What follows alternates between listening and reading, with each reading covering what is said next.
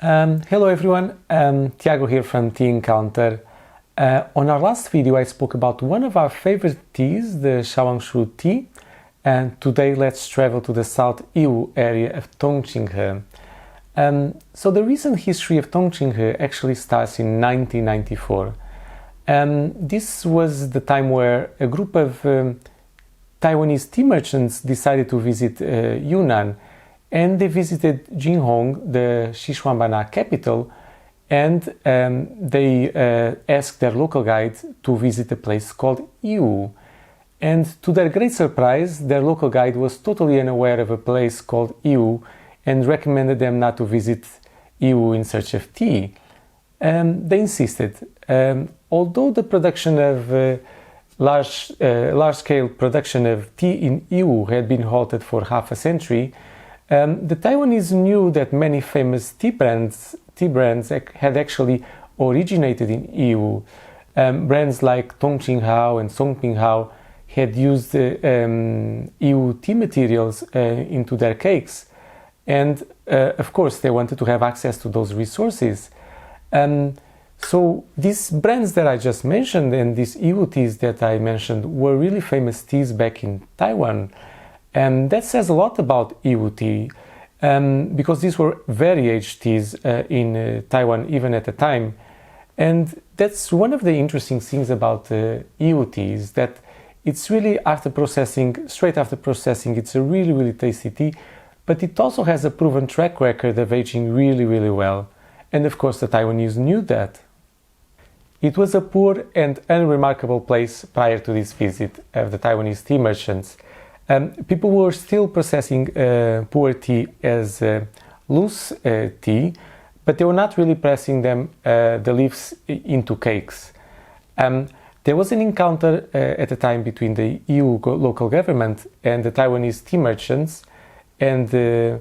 Zhao from the local government later described the encounter. He said that the Taiwanese brewed a Tongqinghe tea, which was an Yiwu brand that has since stopped operating. And they asked the Yiwu delegation for their opinion about the tea and also to price it.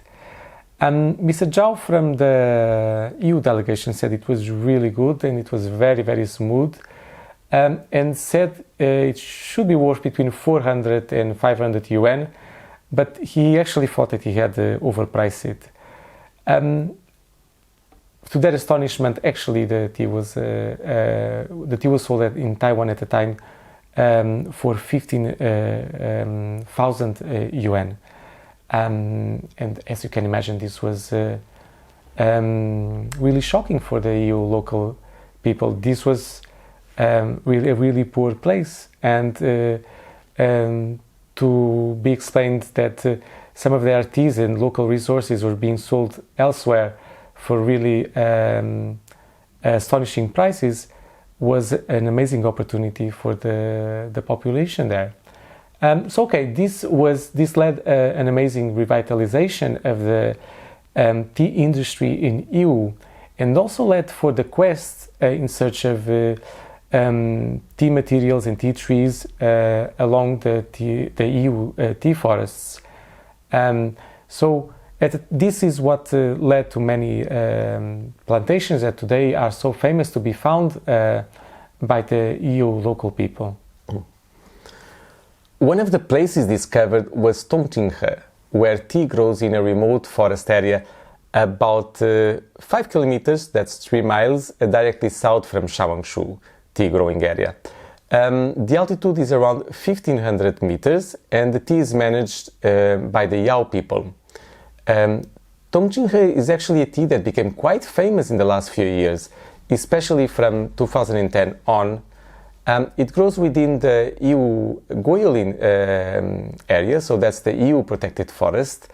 This is where the very best Yiwu teas are grown. Forest tea is considered by everyone to be the very, very best. In order to reach the Tongqinghe tea growing area, one needs to go through a dense forest cover and several streams, and one of these streams is called Tongqinghe. So this tea got the name from the stream next to where it grows. In terms of flavor profile, Tongqinghe has a lovely sweet aftertaste, and it's said that with time it's going to develop an osmanthus fragrance. Osmanthus is, of course, it's a tree that you'll find in many places in China, and if you ever go past one, and well, I don't think you'll ever forget it. The aroma is really unbelievable. It's also used in pastries in Yunnan, and if you ever visit Yunnan, I really think you should try them.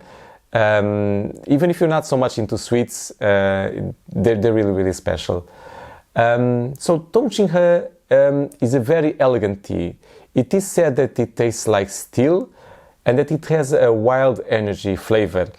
The texture can be described as rough and hard, but it's also a thick tea. It has like nice texture to it. The fragrance is really, really strong. It is considered to be the strongest tea in the whole of Yiwu, and it can be brewed for 20 plus times, kind of easily, I think.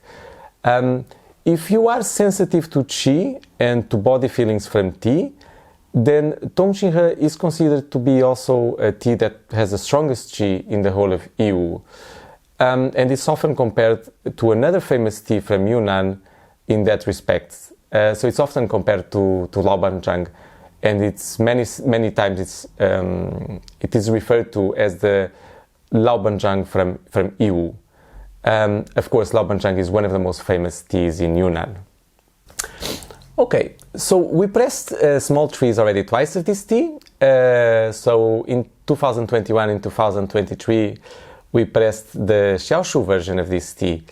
It's a really, really pleasant and really refreshing tea that has a really nice apricot, mango, peach aftertaste that I really, really enjoy. It's also a tea that I've been trying the 2021 version lately, and I feel like it's aging really, really well. I'm very, very happy. The aroma is changing.